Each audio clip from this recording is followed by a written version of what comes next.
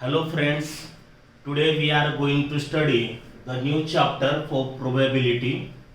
आता probability म्हणजे सरळ मराठीमध्ये आपण त्याला म्हणतो संभाव्यता, शक्यता.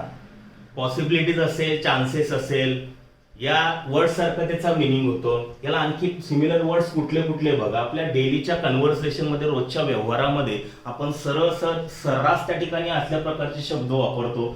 प्रोबेबल असेल, मे बी असेल, इम्पॉसिबल असेल, शुअर असेल, नियरली असेल किंवा 50-50. ठीक आहे, जसं की आपण म्हणतो 50-50 चान्सेस असणार आहे. ठीक आहे, शक्यता असेल, संभाव्यता असेल, ती म्हणजेच प्रोबेबिलिटी. ठीक आहे, आता याच्यामध्ये जर आपण ऑब्झर्व केलं, डेली लाईफमध्ये आपण सर्रास त्या ठिकाणी आपण एक्झाम्पल यूज करत आलो. याच्यामध्ये आपण नेहमी सांगतो प्रोबॅबिलिटीचा मिनिंग आपल्याला अर्थ माहीत नसताना सुद्धा आपण असं म्हणतो की आज पाऊस पडण्याची शक्यता आहे, आज पाऊस येऊ शकतो, भारत जिंकण्याची शक्यता आहे, किंवा सर क्लासला येऊ शकणार नाही किंवा येणार नाही, किंवा आपण असे म्हणता ते बरोबर असेल की आज मी त्या ठिकाणी फिरायला बाहेर जाऊ शकणार नाही.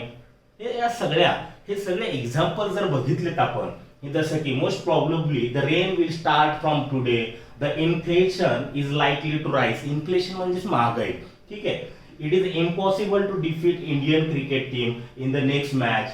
I will surely get first class. Similarly, there is no possibilities of polio infection if a child is given the polio vaccine in a time. आता जसं असे जे एक्झाम्पल त्या ठिकाणी आपण बघतोय, याच्यामध्ये पॉसिबिलिटीज व्यक्त केलेली, चान्सेस व्यक्त केलेले. चान्सेस झालं, पॉसिबिलिटीज झालं, हे जे काही वर्ड्स आहेत हे वर्ड्स झाले, हे probable, may be, impossible, sure, nearly, 50-50. हे सगळ्या एका अर्थाने या सगळ्यांचा मिनिंग प्रोबॅबिलिटी सारखा होतो. आपण जर का त्या ठिकाणी बघितलं तर हे जे आपण जे काही एक्झाम्पल्स घेतोय, एक्झाम्पल बघतोय, याच्यामध्ये जर आपण ऑब्झर्व केलं तर याच्यामध्ये निश्चितच आपल्याला दिसून येतं की अनसर्टन्टी त्याच्यामध्ये दिसते. अनसर्टन्टी म्हणजेच काय, तर अनिश्चितपणा. एखादी घटना जर का त्या ठिकाणी भविष्यात जर का घडत असेल तर निश्चितच त्याच्याबद्दल आपण त्या ठिकाणी अनसर्टन्टी व्यक्त करू शकतो. अनिश्चितपणा त्या ठिकाणी असणार आहे, निश्चित नसणार आहे. भविष्य जर का त्या भविष्याचा वेध जर आपल्याला घेता आला असता तर बऱ्याचशा अप्रिय घटना ज्या आहेत त्या अप्रिय घटना या आपल्याला टाळता आल्या असत्या, परंतु तसं त्या ठिकाणी घडत नाही. म्हणजेच काय, तर भविष्याचा वेध जर आपल्याला घ्यायचा असेल, म्हणजे फ्युचरमध्ये काय घडत असेल, म्हणजे त्याच्यामध्ये अनसर्टन्टी असणार आहे, अनिश्चितपणा असणार आहे. तर प्रोबॅबिलिटी म्हणजे नेमकं काय, तर प्रोबॅबिलिटी म्हणजे त्या प्रोबॅबिलिटीच्या मदतीनंच या अनसर्टन्टीचा किंवा अनिश्चितपणाचा आपण अभ्यास करू शकतो. या एक्झाम्पल वरून त्या ठिकाणी तुमचं एक क्लिअर झालं असेल की ह्या वर्डचा मिनिंग आणि प्रोबॅबिलिटीचा मिनिंग एका अर्थानं सेम त्या ठिकाणी होतो. ठीक आहे, तर आता प्रोबॅबिलिटी म्हणजेच काय, तर प्रोबॅबिलिटी कुठे असू शकणार आहे, ज्याच्यामध्ये अनसर्टन्टी असणार आहे, अनिश्चितपणा ज्या ठिकाणी असेल, ज्या इव्हेंट्स मध्ये असणार आहे, अनसर्टन इव्हेंट ज्याला म्हणतो आपण. तर अनसर्टन इव्हेंट ज्या ठिकाणी असेल तर निश्चितच प्रोबॅबिलिटी त्या ठिकाणी असू शकते. प्रोबॅबिलिटीच्या मदतीने आपण ते प्रेडिक्ट करू शकतो. किंवा या उलट ज्या ठिकाणी सर्टनपणा असतो, म्हणजे सर्टन म्हणजे काय, सर्टन इव्हेंट असेल त्या ठिकाणी निश्चित, ज्याचा रिझल्ट, ज्याचा आउटपुट हे त्या ठिकाणी फिक्स असणार आहे, जे आपल्याला ऑलरेडी त्याचा रिझल्ट माहिती आहे, तर निश्चितच त्या ठिकाणी प्रोबॅबिलिटी असू शकत नाही. फॉर एक्झाम्पल आपण एक्झाम्पल घेऊ शकतो, एक्झाम्पल बघू शकतो. समजा एखादा व्यक्ती मेलेला आहे, एखादा व्यक्ती मेलेला जर असेल, मेलेला आहे हे आपल्याला माहित असताना तो व्यक्ती जिवंत आहे की मेलेला आहे या म्हणण्यात प्रोबॅबिलिटी असू शकत नाही. सांगायचं तात्पर्य काय, की ज्या ठिकाणी अनिश्चितपणा आहे त्या ठिकाणी प्रोबॅबिलिटी असणार आहे, आणि ज्या ठिकाणी निश्चितपणा असणार आहे, सर्टन इव्हेंट असणार आहे, त्या ठिकाणी प्रोबॅबिलिटी असू शकत नाही. म्हणजेच काय, या चॅप्टर मध्ये आपल्याला एकंदरीत प्रोबॅबिलिटी या चॅप्टर मध्ये आपल्याला अनसर्टन इव्हेंट्सचा अभ्यास करायचा आहे, आणि तेच आपण त्या ठिकाणी एक्झाम्पल बघतोय. आता पुढे जाऊया. पुढे जर आपण बघितलं तर याच्यामध्ये त्या ठिकाणी एक आपल्या टेक्स्टबुक मध्ये दिलेलं आहे बघा. या टेक्स्टबुक मध्ये काय, एक कॉइन तर आपल्या सगळ्यांचा परिचयाचा आहे. एक नाणं जर का वरती टॉस केलं, टॉस करणं आपल्याला माहिती आहे, क्रिकेट मॅचच्या पूर्वी तर टॉस केला जातो. तर टॉस मध्ये त्या ठिकाणी आता इथे पॉसिबिलिटीज काय, रिझल्ट काय, चान्सेस काय, कुठले कुठले चान्सेस आहे. जर का एक टॉस केला आपण, एक कॉइन जर का आपण फ्लिप केला वरती, तर निश्चितच देयर आर 2 पॉसिबिलिटीज. एक तर त्या ठिकाणी हेड ऑप्टेन होईल, बघू शकतो आपण हा कॉइन त्या ठिकाणी 1 रुपीज कॉइन त्या ठिकाणी दिलेला आहे. कॉइन जर का टॉस केला आपण तर देयर आर टू पॉसिबिलिटीज, एक तर हेड ऑप्टेन होईल किंवा टेल ऑप्टेन होईल. मराठीमध्ये याला म्हणतो आपण चित किंवा पट. ठीक आहे, तर निश्चितच एक तर हेड ऑप्टेन होईल किंवा टेल ऑप्टेन होईल. मग याच्यामध्ये आपण त्या ठिकाणी मेन्शन करू शकतो, इथे या ठिकाणी मेन्शन करू शकतो. मग एक तर हेड भेटेल किंवा टेल भेटेल. ठीक आहे, मग या पॉसिबिलिटी ज्या जे काय आपल्याला मिळणारे जे काय आउटपुट आहे, जे आपल्याला मिळणारा रिझल्ट जे आहे ते रिझल्ट किती आहेत, तर याच्यामध्ये दोन पॉसिबिलिटीज आहेत, दोन चान्सेस आहेत. दोन चान्सेस पैकी तिसरा चान्सेस असू शकणार नाही. आपण एकदा टॉस करतोय, टॉस केल्यानंतर निश्चितच त्या ठिकाणी कॉइन खाली पडल्यानंतर आपल्याला त्या ठिकाणी काय भेटेल, अप्पर फेस काय दिसणार आहे आपल्याला, एक तर हेड भेटेल किंवा टेल भेटेल. म्हणजे या ठिकाणी आपण बॉक्स मध्ये लिहू शकतो. So here there are two possibilities. किती पॉसिबिलिटीज असू शकणार आहेत, तर दोन पॉसिबिलिटीज असू शकणार आहेत. याच्या व्यतिरिक्त आपण रिझल्ट किंवा पॉसिबिलिटीज एक्सप्रेस करू शकत नाही. ठीक आहे, पुढे जाऊया. पुढच्या आपल्या टेक्स्टबुक मध्ये त्या ठिकाणी दिलेलं आहे 3 ऍक्टिव्हिटीज दिलेल्या आहे. पहिली ऍक्टिव्हिटी बघूया. Let each student in the class toss a coin once. आता ऑब्विसली त्या ठिकाणी आपल्या क्लासमध्ये समजा आपण कन्सिडर करूया की 30 स्टुडंट्स आहेत. आता 30 विद्यार्थी आहेत आणि 30 विद्यार्थ्यांना त्या ठिकाणी आपण एखाद्या टीचरनं सांगितलं की एका वेळेस त्या ठिकाणी कॉइन आपल्याला काय करायचं आहे, टॉस करायचा आहे. ठीक आहे, एक ते नाणं हवेमध्ये उडवायचं आहे. मग हवेमध्ये जर उडवलं तर व्हॉट विल यू गेट. आता त्याच्यामध्ये आपल्याला काय ऑब्टेन होईल, काय त्या ठिकाणी मेन्शन केलंय वरती बघा. पॉसिबिलिटीज काय, आता कोणताही विद्यार्थी, प्रत्येक स्टुडंट हा जर का त्या ठिकाणी टॉस करतो एखादा कॉइन, तर त्याच्यामध्ये दोन पॉसिबिलिटीज असणार आहे. आताच आपण बघितलं, कॉइन टॉस केल्यानंतर देयर आर टू पॉसिबिलिटीज. एक तर एच म्हणजे हेड आणि टी म्हणजे टेल. एक तर हेड भेटेल किंवा टेल भेटेल. आणि याच्यामध्ये आपल्याला सेकंड रो मध्ये बघा काय दिलं, नंबर ऑफ स्टुडंट्स. आता ऑब्विसली नंबर्स त्या ठिकाणी आपल्याला मेन्शन करावे लागतील. एक तर रॅन्डमली कुठला तरी नंबर्स लिहू शकतो किंवा जनरल नोटेशन मध्ये त्याला नाव देऊया. कुठला तरी कॉन्स्टंट लिहिण्याच्या ऐवजी त्याला अल्फाबेटच्या फॉर्म मध्ये, व्हेरिएबलच्या फॉर्म मध्ये आपण कन्सिडर करूया. काय निश्चितच मेन्शन करू शकतो आपण नंबर ऑफ स्टुडंट्स. याला त्या ठिकाणी नाव देऊया की एक्स आहे, याचा अर्थ बघा. आणि टेल जे ऑब्टेन होणारे नंबर ऑफ स्टुडंट्स त्याला नाव देऊया आपण वाय. ठीक आहे, व्हेरिएबल्स आहे. आता कुठला तरी एक कॉन्स्टंट एखादा नंबर लिहिण्याच्या ऐवजी त्याला व्हेरिएबलच्या फॉर्म मध्ये आपण नाव दिलं की निश्चितच याचा अर्थ काय होतो की x हा एक नंबर आहे. नंबर कशाचा, तर स्टुडंट्सचा. नंबर ऑफ स्टुडंट्स आहे, विद्यार्थ्यांची संख्या आहे. हे असे किती विद्यार्थी आहे आपल्या क्लासमध्ये की टॉस, एक कॉइन एकदा टॉस केल्यानंतर त्यांना हेड ऑब्टेन झालेला आहे. असे विद्यार्थ्यांची संख्या अमुक अमुक म्हटल्यापेक्षा त्याला त्या ठिकाणी नाव दिलं आपण एक्स नंबर ऑफ स्टुडंट्स. ठीक आहे, आणि काही काही विद्यार्थ्यांना टेल ऑब्टेन होऊ शकतात. मग त्या विद्यार्थ्यांची संख्या काय, मग निश्चितच त्याला नाव दिलं आपण वाय. ती संख्या, विद्यार्थी संख्या, नंबर ऑफ स्टुडंट्स, या त्या नंबर ऑफ स्टुडंट्सला नाव दिलं वाय. ठीक आहे, बाकी काय याच्यामध्ये एवढंच त्या ठिकाणी आपण एक्सप्रेस करू शकतो. तेवढंच आपल्याला विचारलंय या फर्स्ट ऍक्टिव्हिटीज मध्ये, ते आपण त्या ठिकाणी मेन्शन केलंय. सेकंड ऍक्टिव्हिटीकडे जाऊया. सेकंड ऍक्टिव्हिटी काय दिली बघा. Ask each student to toss the same coin twice. सुरुवातीला काय केलं होतं आपण, टॉस द कॉइन वन्स, एका वेळेस त्या ठिकाणी फ्लिप केला होता. आता काय करायचं आपल्याला, प्रत्येक स्टुडंटला सेम कॉइन ट्वाइस म्हणजे 2 वेळेस त्या ठिकाणी आपल्याला काय करायचं, हवेमध्ये उडवायचं आहे. ठीक आहे, मग व्हॉट आर द पॉसिबिलिटीज. आता ईच स्टुडंट ट्वाइस म्हणजे 2दा त्या ठिकाणी जर का टॉस करत असेल, हवेमध्ये उडवत असेल तो कॉइन, तर निश्चितच त्याच्यामध्ये 2 पॉसिबिलिटीज असणार आहे. काय, तर दोन्ही वेळेस त्याला त्या ठिकाणी काय ऑब्टेन होईल, हेड ऑब्टेन होईल. पॉसिबिलिटीज बघतोय आपण. मग किती प्रकारच्या पॉसिबिलिटीज या ठिकाणी दिलेल्या आहेत, तर 4 टाईपच्या पॉसिबिलिटीज. कोणकोणत्या, दोन्ही त्या ठिकाणी दोन्ही वेळेस त्याला काय ऑब्टेन होऊ शकतं, हेड ऑब्टेन होऊ शकतं. दोन्ही वेळेस त्याला एका वेळेस हेड ऑब्टेन होऊ शकतं, दुसऱ्या वेळेस टेल ऑब्टेन होऊ शकतात. म्हणजे ही दुसरी एक पॉसिबिलिटीज आहे. जर एका वेळेस सुरुवातीला टेल ऑब्टेन होऊ शकतात, नंतरच्या पॉसिबिलिटीज मध्ये त्या ठिकाणी नंतरच्या एक्सपेरिमेंट मध्ये त्याला हेड ऑब्टेन होऊ शकतं, किंवा दोन्ही वेळेस त्याला फर्स्ट टाइमला सुद्धा त्या ठिकाणी टेल ऑब्टेन झालं आणि सेकंड टाइमला सुद्धा टेल ऑब्टेन झालं, एवढ्याच पॉसिबिलिटीज असणार आहे. किंवा जर का एक कॉइन हा दोन वेळेस आपण टॉस जर केला तर मग याच्यामध्ये मेन्शन करू शकतो आपण देयर आर 4 पॉसिबिलिटीज.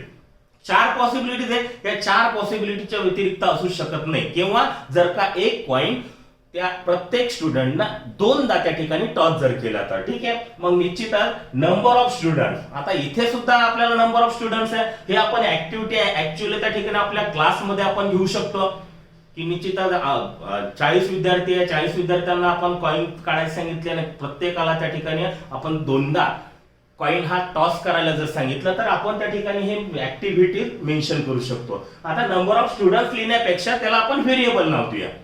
तर निश्चितच नंबर ऑफ स्टुडंट्स याला त्या ठिकाणी नाव देऊया की अमुक अमुक इतके इतके विद्यार्थी आहेत की त्यांना तो त्या ठिकाणी दोन्ही वेळेस हेड ऑब्टेन झालं, त्याला नाव देऊया आपण हवं तर ए. ठीक आहे. ए ही काय नंबर ऑफ स्टुडंट विद्यार्थी संख्या आहे ती आपण मेन्शन करतोय जनरल नोटेशन मध्ये. ठीक आहे. एकदा सुरुवातीला हेड ऑब्टेन झालं नंतर टेल ऑब्टेन झालं, असे नंबर ऑफ स्टुडंट्स किती आहे त्याला नाव देऊ आपण बी. ठीक आहे.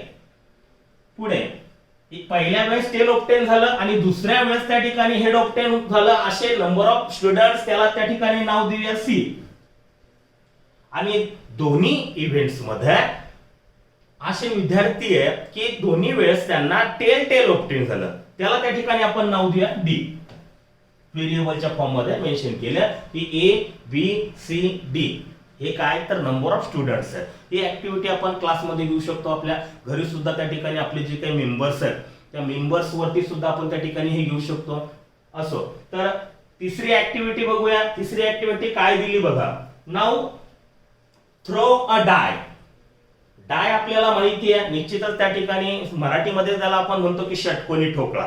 षटकोनी ठोकळा डाय त्याला त्या ठिकाणी इंग्रजीमध्ये म्हणतो आपण. तर डाय मध्ये काय असतं तर त्याला देयर आर 6 फेसेस. किती फेसेस असणार आहे त्याला 6 फेसेस असतात आणि प्रत्येक फेसेस वरती नंबरिंग असतात 1 to 6.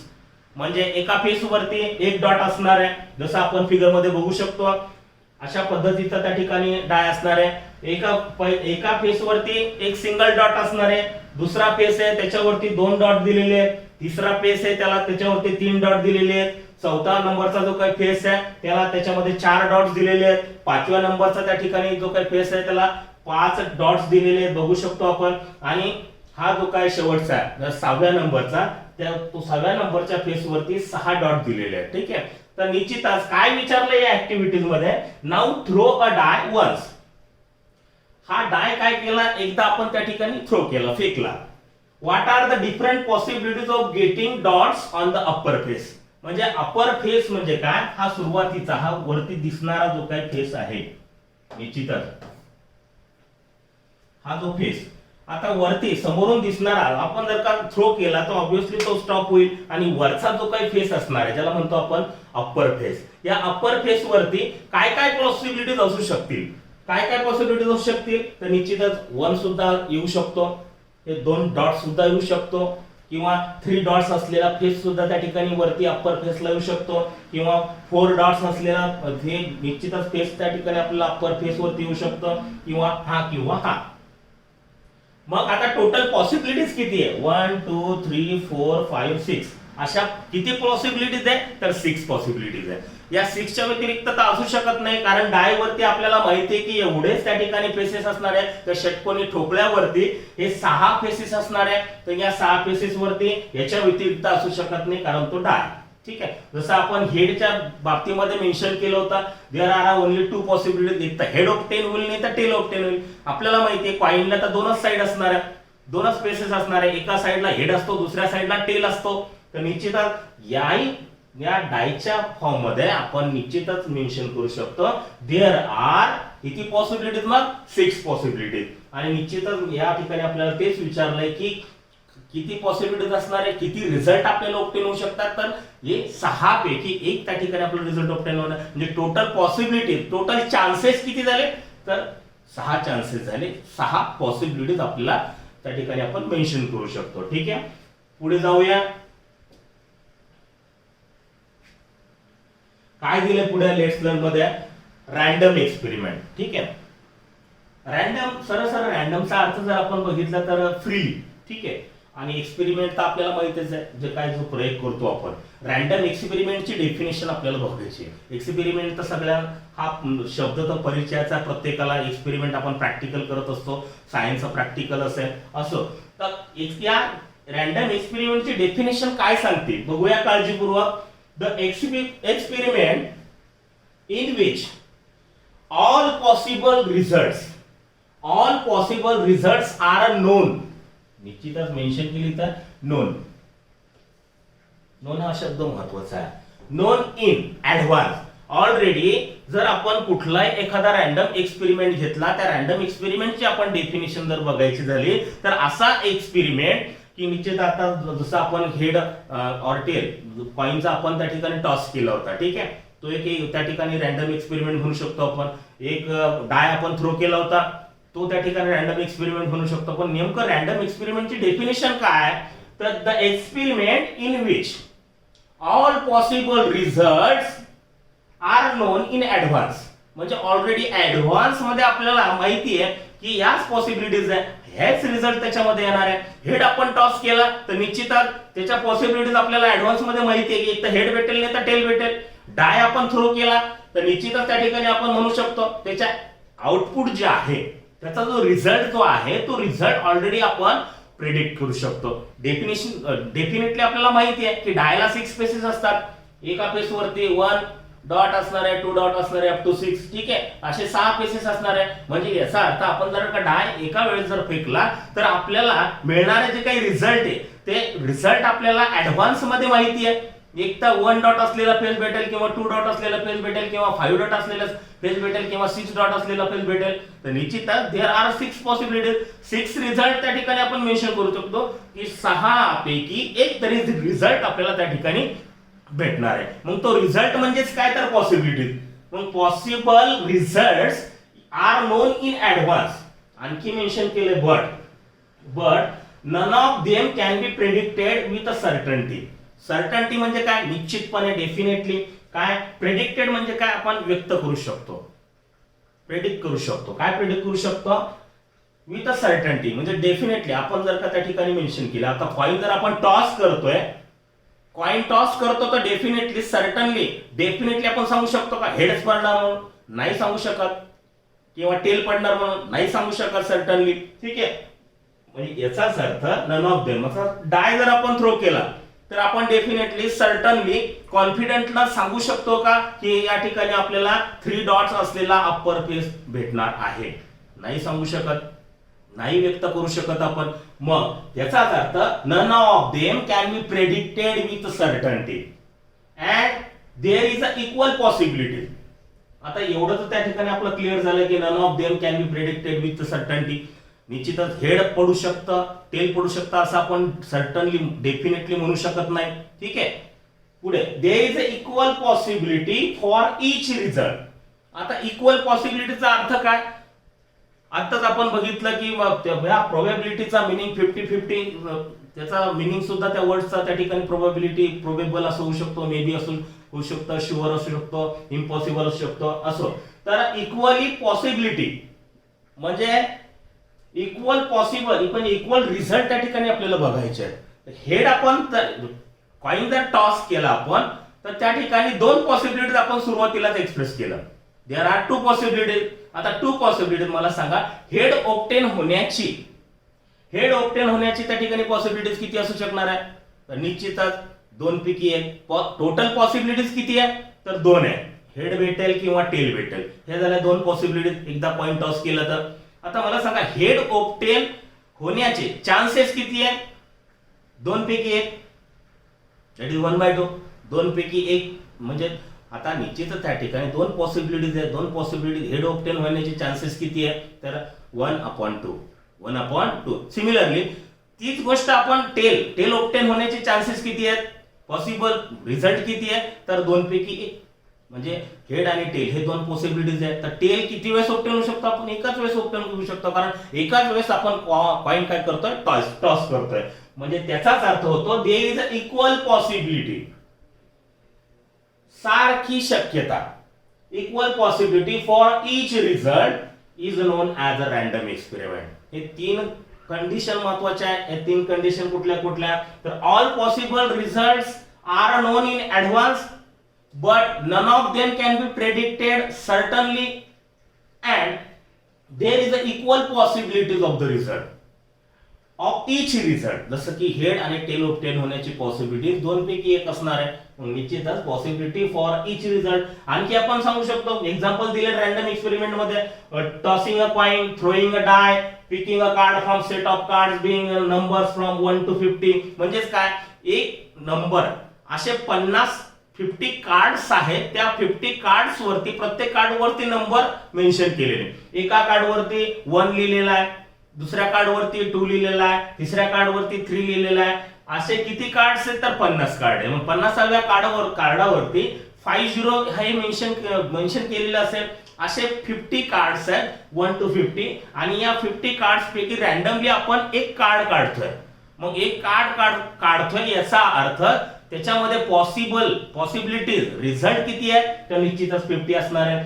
कॉइनच्या बाबतीमध्ये 2 रिझल्ट असणार आहे. थ्रोइंग अ डाय, निश्चितच त्या ठिकाणी आपल्याला माहिती आहे डाय मध्ये 6 स्पेसेस असणार आहे आणि 6 स्पेस आताच आपण बघितलं, तर 6 स्पेसेस पैकी जर आपण त्या ठिकाणी मेन्शन केलं, जर आपल्याला 3 डॉट असलेला जो फेज जर आपल्याला ऑब्टेन करायचा, तर त्याच्यामध्ये काय पॉसिबिलिटीज असणार आहे, तर निश्चितच 3/6 आपण मेन्शन करू शकतो की 1/6 त्याची निश्चितच आउटपुट जे आहे मिळण्याचे जे काही चान्सेस जे आहे की 3 डॉट असलेला फेज जो आहे अप्पर फेज, त्याचे चान्सेस किती असणार आहे, तर 6 पैकी एकदा. कारण एकदाच आपण त्या ठिकाणी थ्रो करतोय, एकदा थ्रो केला आपण डाय, तर निश्चितच कुठलाही सिंगल डॉट असेल, डबल डॉट असेल, ट्रिपल डॉट असेल, 4 वेळेस डॉट असतील, 5 वेळेस डॉट असतील किंवा 6 वेळेस डॉट असलेला फेस असेल, तर प्रत्येकाचं त्या ठिकाणी पॉसिबिलिटी म्हणजे चान्सेस हे काय असणार आहे, तर 6 पैकी एकदा.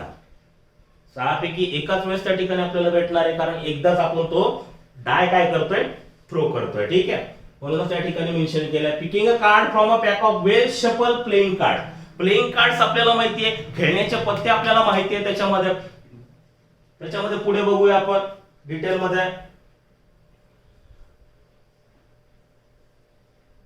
आउटकम, आता पुढचं त्या ठिकाणी डेफिनेशन आहे बघा आपली. आउटकम म्हणजेच काय, सरळ आपल्याला जे आपण जे काही रॅन्डम एक्सपेरिमेंट घेतो, तर रॅन्डम एक्सपेरिमेंट घेतल्यानंतर आपल्याला जे मिळणारा रिझल्ट्स आहेत, सरळ त्याला म्हणायचं आउटकम.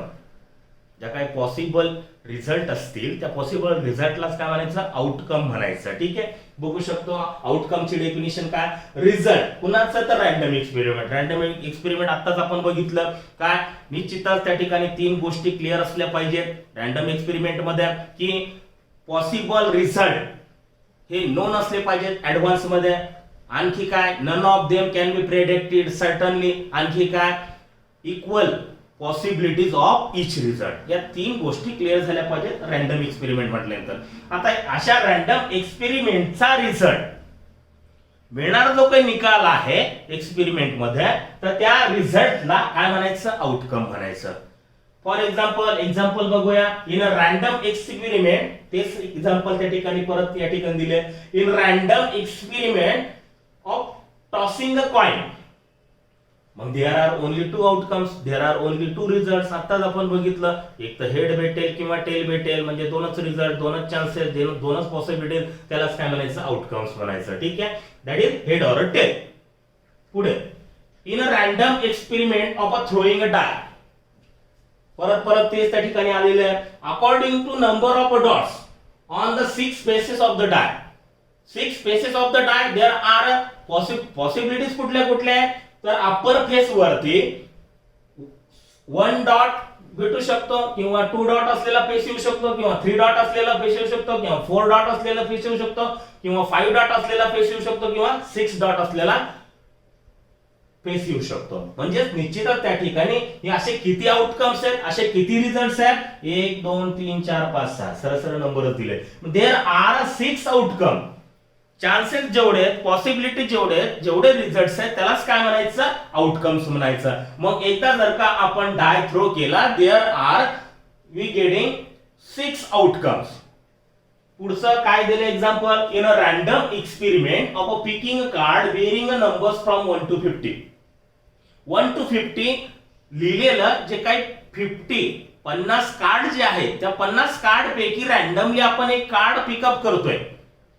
मग रॅन्डमली आपण एक कार्ड पिकअप करतोय. मग एक 1 नंबर लिहिलेला, 2 नंबर लिहिलेला, 3 नंबर लिहिलेला, असे किती नंबर्स आहेत तर 50 पर्यंत आहे. मग असे किती रिझल्ट असू शकणार आहेत?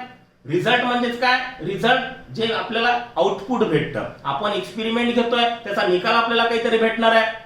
एक तर 1 नंबर लिहिलेला भेटू शकतो, 2 नंबर लिहिलेला भेटू शकतो, 47 लिहिलेला भेटू शकतो, 40 लिहिलेला भेटू शकतो, 35 लिहिलेला भेटू शकतो. असे किती चान्सेस आहेत? असे किती रिझल्ट्स आहेत? असे किती आउटपुट भेटतील आपल्याला? तर निश्चितच देयर आर 50 आउटकम्स. म्हणजे हे जे काही आपल्याला आउटकम जे काही रिझल्ट जे आहेत हे रिझल्ट ऑलरेडी आपल्याला नोन आहे. याच्या व्यतिरिक्त असूच शकत नाही. म्हणूनच त्या ठिकाणी रॅन्डम एक्सपेरिमेंटच्या डेफिनेशन मध्ये दिलंय की असा एक्सपेरिमेंट की ज्याच्यामध्ये all possible results are known in advance.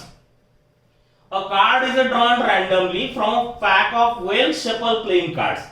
आता प्लेइंग कार्ड्स परत या ठिकाणी आलाय. प्लेइंग कार्ड्स बद्दल त्या ठिकाणी आपल्याला डिटेल मध्ये बघायचं आहे. बघू शकतो आपण पुढे आपल्याला दिलाय देयर आर 52 कार्ड्स. आपल्याला माहिती आहे खेळण्याचे पत्ते आपल्याला माहिती आहे. टोटल पत्ते किती असणार आहे, कार्ड्स किती असणार आहेत तर 52 असतात. ठीक आहे. तर 52 पैकी आपल्याला माहिती आहे 26 रेड कार्ड असतात, 26 ब्लॅक कार्ड्स असतात. जर आपण ऑब्झर्व केलं 13 कार्ड त्याच्यामध्ये 26 हे बघा हे असे कार्ड्स आपल्याला परिचयाचे बघा पत्ते ज्याला म्हणतो आपण. तर निश्चितच याला त्या ठिकाणी असे टोटल किती असणार आहेत तर 26 रेड कार्ड असणार. रेड कलर मध्ये तुम्हाला दिसतंय बघा याच्यामध्ये. तर 26 रेड कार्ड पैकी याच्यामध्ये हे बघू शकतो आपण 13 हर्ट कार्ड असणार आहे. हे हर्टचा त्या ठिकाणी आपल्याला सिम्बॉल दिसतंय याच्यामध्ये. तर निश्चितच या हर्टच्या फॉर्म मधलं कार्ड हे असे नंबर ऑफ कार्ड्स किती असणार आहे तर 13 असणार आहे. हे दुसरं जे आपण बघतोय 13 डायमंडच्या आकाराचा दिसतंय रेड कलर मध्ये. तर हे किती असणार आहे तर 13 रेड डायमंड कार्ड्स असणार आहे. ठीक आहे. आणखी याच्यामध्ये काय दिलंय 26 ब्लॅक कार्ड्स. 26 ब्लॅक कार्ड्स बघू शकतो आपण हे असे असल्या ब्लॅक कलरच्या फॉर्म मध्ये दिलेले असणार आहे. याच्यामध्ये बघू शकतो आपण तर 13 क्लब कार्ड्स याला जो आपण असं म्हणतो याला काय म्हणायचं तर क्लब कार्ड्स म्हणायचे. हे किती असणार आहेत नंबर ऑफ कार्ड्स क्लब कार्डचे तर 13 असणार आहे. पुढे याला काय म्हणायचं स्पेड म्हणायचं. याच्यामध्ये बघू शकतो आपण ब्लॅक कलर मध्ये याला म्हणायचं स्पेड कार्ड. हे किती असणार आहे तर 13 म्हणजे 13 च्या ग्रुप मध्ये असणार आहे. निश्चितच म्हणजे टोटल नंबर ऑफ कार्ड्स किती असतात आपल्याला प्लेइंग कार्ड्स मध्ये तर 52 असतात. आता याच्यामध्ये आपल्याला बघायचे in pack of playing cards explanation दिले. निश्चितच in pack of playing card there are 4 sets. किती सेट्स आहेत 4 सेट्स आहेत. जसं आपण आत्ताच त्या ठिकाणी तुम्हाला दाखवलं मी 2 सेट ब्लॅकचे आणि 2 सेट रेडचे. आता याच्यामध्ये नेमली आता आणखी त्याच्यामध्ये काय प्रकार आहेत बघा की या 4 सेट मध्ये काय काय दिलंय हर्ट. हे हर्टचं साइन त्या ठिकाणी तुम्हाला दिसतंय चिन्ह दिसतंय. हे हर्ट असणार आहे, डायमंड असणार आहे, हे त्या ठिकाणी क्लब असणार आहे, हे स्पेड असणार आहे. तेच त्या ठिकाणी मेन्शन केलंय. And each set there are 13 card. किती पत्ते असणार आहे एका सेट मध्ये तर 13 पत्ते असणार आहे. 13 पत्त्यामध्ये आणखी काय काय असणार आहे बघा. आता हे डायमंडचं बघूया आपण. डायमंड मध्ये काय असतं याच्यामध्ये त्या ठिकाणी आपण या एक मराठीमध्ये त्याला म्हणतो आपण एक्का. ठीक आहे. एक्का म्हणजेच काय तर एस असणार आहे. ठीक आहे. S A for S. ठीक आहे. एस नंतर काय असतं तर याला म्हणतो आपण दुर्री मराठीमध्ये. याला तिर्री म्हणतो आपण. म्हणजे जे काही नंबर दिलेले आहेत बघा हे ए झाला 2 झाला 3 झाला. तर या कार्डावरती ते जसे त्या ठिकाणी नंबर्स डिनोट केलेले आहेत बघा 3 3 4. त्याच्यानंतर 4 नंतर काय तर 5 5 नंतर 6 6 नंतर 7 7 नंतर 8 8 नंतर 9 आणि 9 जेवढे काही नंबर दिलेले आहेत तेवढे डायमंड्स दिलेले आहेत बघा. याच्यामध्ये बघू शकतो आपण 10 नंबर ऑफ हे कॅपिटल याच्यामध्ये बघू शकतो आपण. हे जे काही मोठे मोठे जे दिलेले डायमंड्स हे नंबर ऑफ डायमंड्स किती तर 10 आहे. ठीक आहे. आणि 10 नंतर काय येतं तर याला त्या ठिकाणी म्हणतो आपण जॅक. J for jack. जॅकला, त्याला मराठीमध्ये म्हणतो आपण की गुलाम वगैरे असं काहीतरी म्हणतात असो. क्यू, आता क्यू याच्यामध्ये बघा, याच्यामध्ये जर आपण बघितलं तर चित्र दिलेलं आहे, पिक्चर दिलेला आहे, तर याला म्हणतो आपण क्वीन. क्वीन म्हणजेच काय तर राणी, मराठी भाषेमध्ये म्हणतो त्याला आपण. आणि के फॉर किंग, इथे राजाचं चित्र याच्यामध्ये दिलंय, पिक्चर दिलाय. तर असे किती कार्ड्स असणार आहे? 13 कार्ड असणार आहे. ठीक आहे, 13 कार्ड. हे कार्ड तर ऑलरेडी तुम्हाला परिचयाचे असतील, ऍटलिस्ट बघण्यात तरी आलेले असतील. असे 13 कार्ड्स असणार आहेत. आता याच्यामध्ये king, queen, jack. King, queen, jack बघू शकतो आपण. किंग हा झाला किंग, हा झाला क्वीन, हा झाला जॅक. ठीक आहे, तर निश्चितच या ठिकाणी पिक्चर दिलेले आहेत, म्हणजेच याला आपण काय म्हणूया? फेस कार्ड म्हणूया. म्हणजे चेहरा दिलेला आहे, सरळ सरळ साध्या भाषेत. फेस कार्ड्स दिलेले आहेत. असे किती आहेत? 1 2 3 असे फेस कार्ड आहेत. आता टोटल फेस कार्ड किती असणार आहे आपल्या पूर्ण सेट मध्ये? किती असणार आहे? तर निश्चितच प्रत्येक सेट मध्ये बघा, 13च्या सेट मध्ये 13 हार्ट कार्ड असेल, 13 डायमंड कार्ड असेल, 13 क्लब कार्ड असेल, 13 स्पेड कार्ड असेल. आता याच्यामध्ये फेस कार्ड किती असणार आहेत? तर निश्चितच त्या ठिकाणी मेन्शन करू शकतो आपण, in pack of card there are 4 cards of king. याचा एक किंग, याचा एक किंग, याचा एक किंग, याचा एक किंग, असे किती किंग झाले? तर 4 किंग झाले. ठीक आहे, आता 4 कार्ड्स ऑफ क्वीन, म्हणजे या हार्टचा झाला त्या ठिकाणी एक क्वीन, डायमंडचा एक क्वीन, क्लबचा एक क्वीन आणि निश्चितच स्पेडचा एक क्वीन. असे किती कार्ड झाले? तर 4 कार्ड झाले क्वीनचे. 4 कार्ड जॅकचे झाले. जसं जॅक आपण जे फॉर जे लिहिलेलं असणार आहे त्याच्यामध्ये फेस बघू शकतो आपण. ठीक आहे, जॅक. तर या जॅकचा म्हणजे याच्यामध्ये किती? एक जॅक, याच्यामध्ये एक जॅक, याच्यामध्ये एक जॅक, याच्यामध्ये एक जॅक कार्ड्स असणार. म्हणजे टोटल काय किती जॅक झाले? तर 4 जॅक झाले. म्हणून मी त्या ठिकाणी मेन्शन केलं 4 cards of jack. Thus the total face card are 12. म्हणजे किती असणार आहे? 4 4 4 4. म्हणजे 4 निश्चितच त्या ठिकाणी याच्यामध्ये 4 कार्ड्स आपण त्या ठिकाणी मेन्शन केले. 4 कार्ड्स ऑफ जॅक. असे total number of face card किती असणार आहेत? मग किती टोटल सेट किती आहेत? तर बघू शकतो आपण 1 2 3 4. प्रत्येकाच्या याच्यामध्ये निश्चितच त्या ठिकाणी 4 cards of king, 4 cards of queen, 4 cards of jack असणार आहे. मग टोटल नंबर ऑफ किती असणार आहे?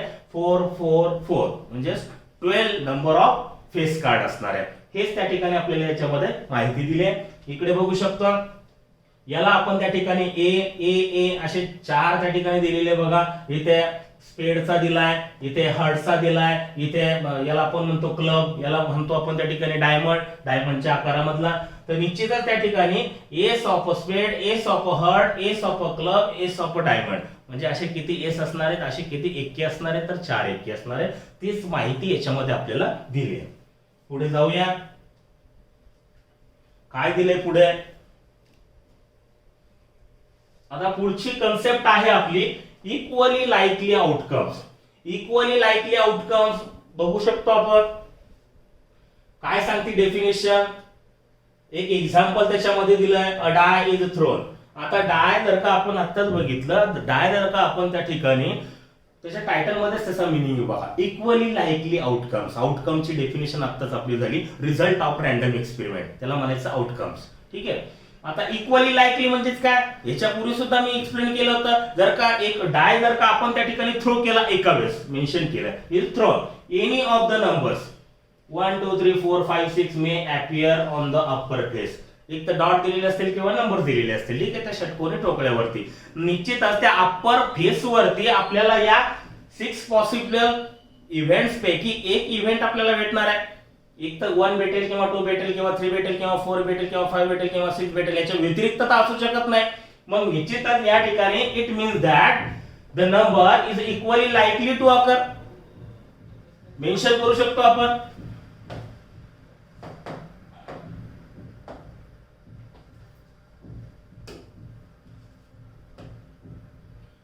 वन 2 3 1 ऑब्टेन होण्याचे चान्सेस किती आहेत? तर निश्चितच टोटल आउटकम्स किती आहेत? 6 आहेत. टोटल रिझल्ट किती आहेत? नोन आहेत का? हो. या 6 रिझल्ट पैकी एक टोटल रिझल्ट त्या ठिकाणी आपल्याला ऍडव्हान्स मध्ये माहिती आहे. रिझल्ट माहिती आहे, मग निश्चितच 6 पॉसिबल इव्हेंट्स त्याच्यामध्ये 6 रिझल्ट आहे, त्याला त्या ठिकाणी आपण आउटकम्स म्हणतो. तर याच्यामध्ये इक्वली लाईकली याचा अर्थ आपल्याला बघायचा आहे. 1 ऑप्टेन होण्याचे चान्सेस किती आहे, तर 6 पैकी एकदा. 2 ऑप्टेन होण्याचे चान्सेस किती आहे, तर निश्चितच एकदाच आपण डाय थ्रो करतो, याचा अर्थ 6 पैकी एकदाच ऑप्टेन होणार आहे.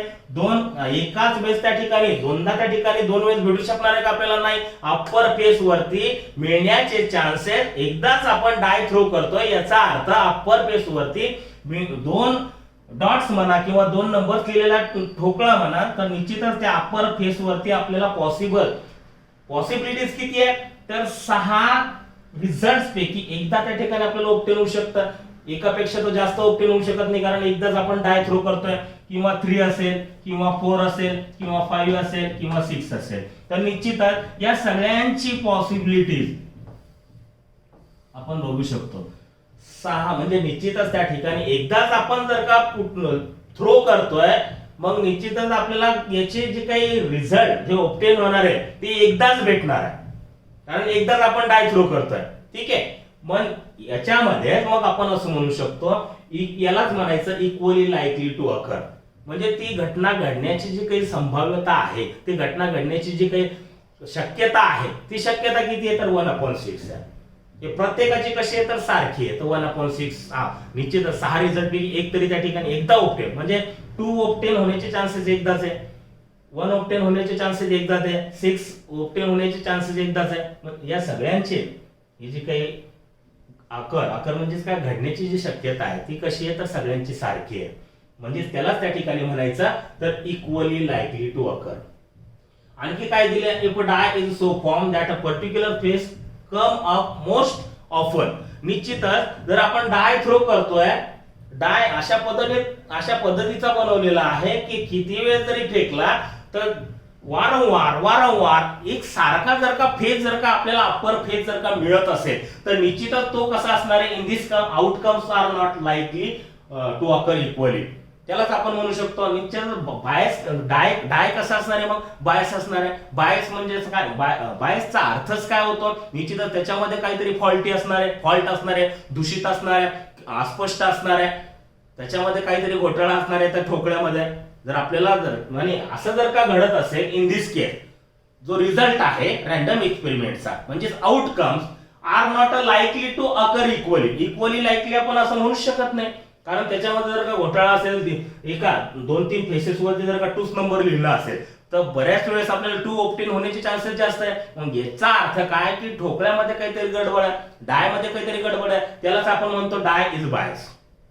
मग निश्चितच जर आपल्याला असं जर का ऑब्जेक्ट रॅन्डम एक्सपेरिमेंटचा जर का आपल्याला इव्हेंट घ्यायचा असेल, एक्सपेरिमेंट घ्यायचा असेल, तर निश्चितच त्याच्यामध्ये जे काही ऑब्जेक्ट आहे ज्याच्यावरती आपण त्या ठिकाणी एक्सपेरिमेंट घेतोय, कॉइन असेल किंवा डाय असेल, ठीक आहे, किंवा आपले प्लेइंग कार्ड्स असतील, हे सगळे जे काय ऑब्जेक्ट्स आहेत आपले, कॉइन झाला, डाय झाला, आपले प्लेइंग कार्ड झाले, हे काय झाले आपल्याला रॅन्डम एक्सपेरिमेंट साठी ऑब्जेक्ट झाले. ते ऑब्जेक्ट कसे असले पाहिजेत, अनबायस असले पाहिजे. अनबायस म्हणजेच काय, फेअर असले पाहिजे. फेअर म्हणजेच काय, तर क्लिअर असले पाहिजे, स्पष्ट असले पाहिजे, त्याच्यामध्ये कुठल्याही प्रकारचा फॉल्टीपणा नसावा, म्हणजे फॉल्ट नसावा त्याच्यामध्ये. ठीक आहे, फॉल्टलेस असावा. ठीक आहे, पुढे a given number of outcomes are said to be equally likely if none of them occurs in preference to others. म्हणजेच काय, इक्वली लाईकली आउटकम्स, यालाच त्या म्हणतो आपण इक्वली लाईकली टू अकर. मग परत त्या ठिकाणी कॉइनचंच बघा एक्झाम्पल, मी आता तुम्हाला रिपीट केलं तेच परत दिलंय. A coin is a toss, possibilities of getting head and tail are equal. हो, दोनच पॉसिबिलिटीज आहे, एक तर हेड भेटेल किंवा टेल भेटेल. म्हणजे घटना घडण्याची हेड ऑप्टेन होण्याचे चान्सेस किती, एकदाच आहे, किंवा टेल ऑप्टेन होण्याचे चान्सेस किती, एकदाच आहे. कारण काय, एकाच वेळेस आपण जो कॉइन टॉस करतोय. ठीक आहे, अ डाय हॅव्हिंग नंबर्स फ्रॉम 1 to 6, तेच आपण बघतोय. हे जे काय डाय आहे त्याच्यावरती 6 फेसेस आणि 6 फेसेस वरती वेगवेगळे डॉटेड आपण सुरुवातीला बघितले होते. Is thrown, check the possibilities of getting one of the numbers. हेच आत्ताच आपण मी तुम्हाला सांगितलं, हेच असणार आहे 1/6. टोटल पॉसिबिलिटीज किती आहे, 6 आहे. तर प्रत्येक नंबर जो आहे तो ऑब्टेन होणार आहे अप्पर फेस वरती आउटकम्स किती असणार आहे मग इक्वली लाईकली, तर 1/6. तेच याच्या एक्झाम्पल मध्ये आपल्याला दिलेले आहेत. यालाच काय म्हणायचं मग, इक्वली लाईकली आउटकम्स. पुढे जाऊया. आता प्रॅक्टिस सेट बघतोय आपण या चॅप्टर मधला 5.1. हाऊ, आता क्वेश्चन बघा, how many possibilities are there in each of the following. मी आत्ताच सांगितलं, जर आपण प्लेइंग कार्ड्स घेतले, आपल्याला माहिती आहे टोटल प्लेइंग कार्ड्स किती असणार आहे, तर 52 असणार आहे.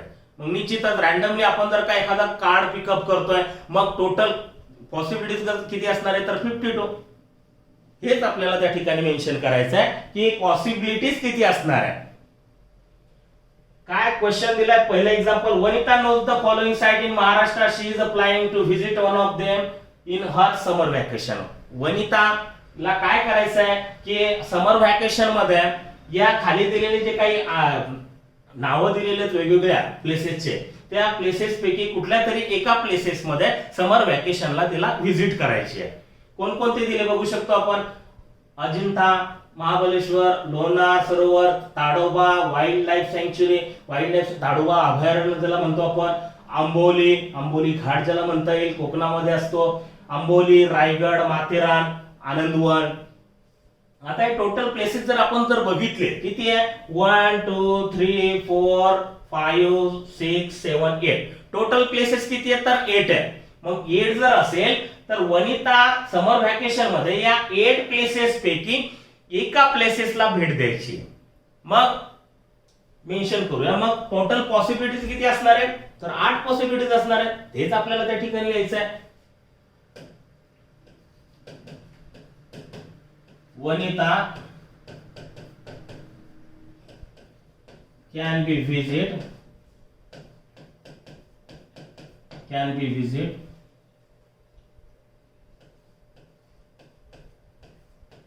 one of the 8 places. मग त्या ठिकाणी मेन्शन करू शकतो. So therefore their possibilities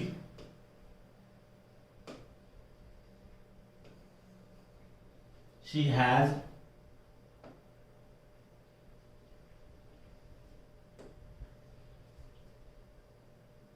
she has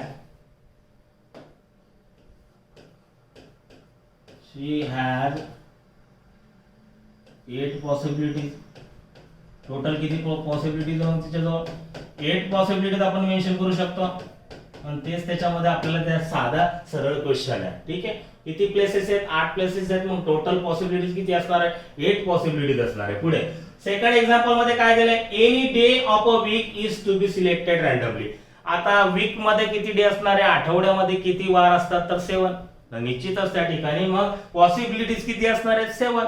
तेच आपल्याला त्या ठिकाणी मेन्शन करायचं आहे. There are 7 days in a week. So therefore its possibilities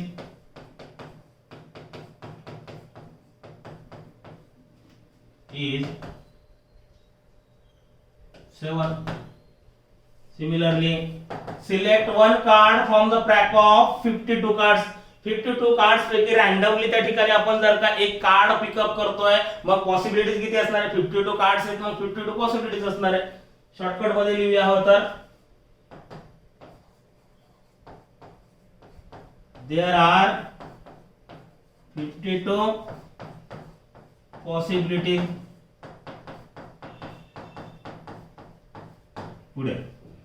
पुढचा क्वेश्चन काय सांगतो, 1 नंबर फ्रॉम 10 to 20. आता 1 number from 10 to 20 is written on each card. Select one card randomly.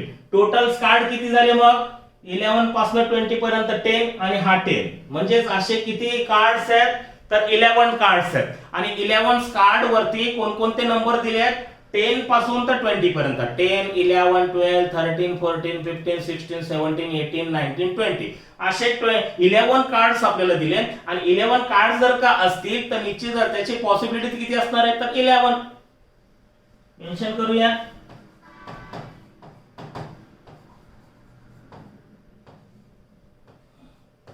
there are 11 cards, so therefore their possibilities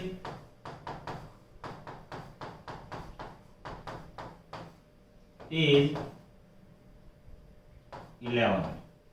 असं साध्या सरळ questions त्या ठिकाणी आपल्याला विचारले होते आणि त्याचे आन्सर आपण त्या ठिकाणी मेन्शन केले. ठीक आहे, अशा पद्धतीनं मित्रांनो आज आपण इथेच थांबूया. पुढच्या लेक्चर मध्ये त्या ठिकाणी आपण पुढचं त्या ठिकाणी प्रॅक्टिस सेट बघणार आहोत. पुढच्या लेक्चर मध्ये प्रॅक्टिस सेट पुढचा कंटिन्यू करूया 5.2. सध्या आज इथेच थांबूया. Okay, thanks.